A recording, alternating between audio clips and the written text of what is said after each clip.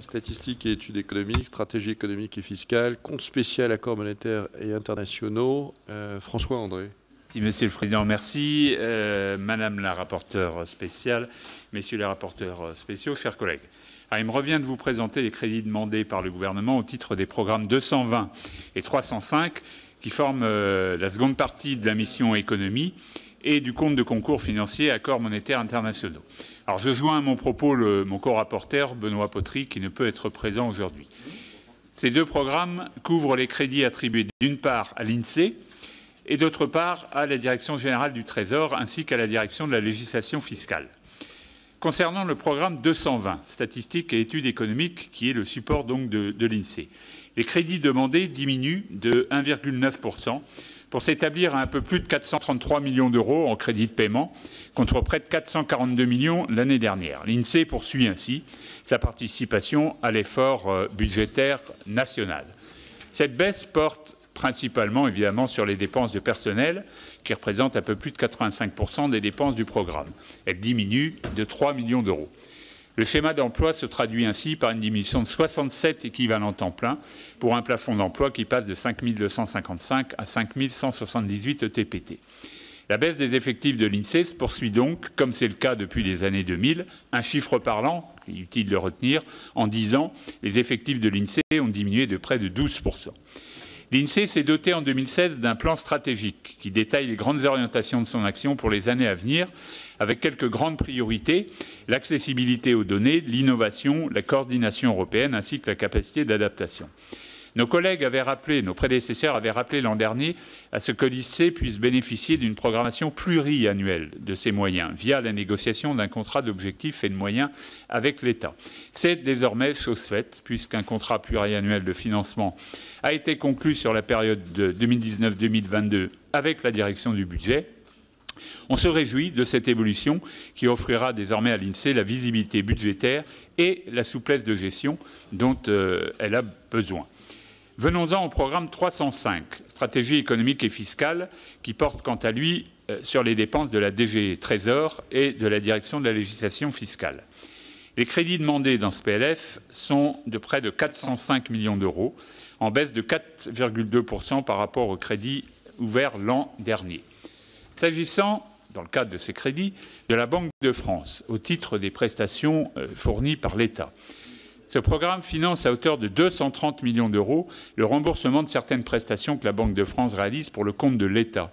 Ces missions incluent notamment le secrétariat des commissions de surendettement, pour laquelle près de 137 millions d'euros sont dévolus. Nous saluons ici le travail conjoint de la DG Trésor et de la Banque de France, qui permet une diminution, année après année, du coût de ces prestations et a fortiori de la subvention versée par l'État à la Banque de France, en baisse de 4 millions d'euros par rapport à 2019, après une baisse de 9 millions d'euros en 2018.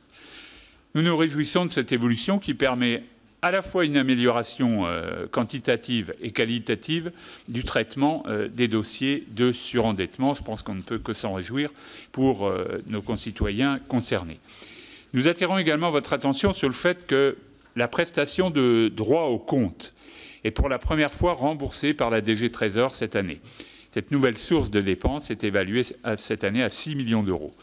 Nous serons particulièrement attentifs aux évolutions de ce chiffrage au regard des difficultés que soulève cette activité. La Banque de France nous indiquait notamment observer un phénomène de droit au compte incident, c'est-à-dire de prestations fournies à un public qui n'en était pas le destinataire initial. Je pense aux Américains accidentels, par exemple. Ces nouveaux dossiers, complexes à traiter, entraînent un renchérissement du coût de cette prestation que la Banque de France estime d'ores et déjà entre 3 et 4 millions d'euros. Ce programme finance également la Direction générale du Trésor, en charge de diverses missions de prévision économique et de régulation financière, ainsi que de négociations internationales et de soutien à l'export. Cette direction d'état-major poursuit la réduction de la masse salariale de son réseau international, conformément aux engagements pris précédemment. Le schéma d'emploi de cette direction générale du Trésor prévoit ainsi la réduction de 40 ETP, après moins 30 l'an dernier, étant entendu que la plupart de ces suppressions concernent le réseau international. On tient ici à souligner qu'il convient d'être vigilant sur l'impact de ces suppressions, Nos prédécesseurs avaient indiqué dans leur rapport de l'an dernier que ces suppressions semblaient avoir été décidées sans que soit menée une réflexion stratégique globale sur les missions que doivent remplir les différents réseaux internationaux, selon quelles modalités et pour quels résultats.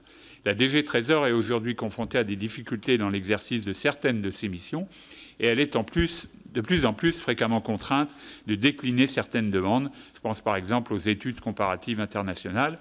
Il nous apparaît dès lors nécessaire qu'une réflexion sur le périmètre des missions de services internationaux soit menée. Monsieur le Président, la proposition vous est ainsi faite par ma voix. Enfin, ce programme finance la direction de la législation fiscale.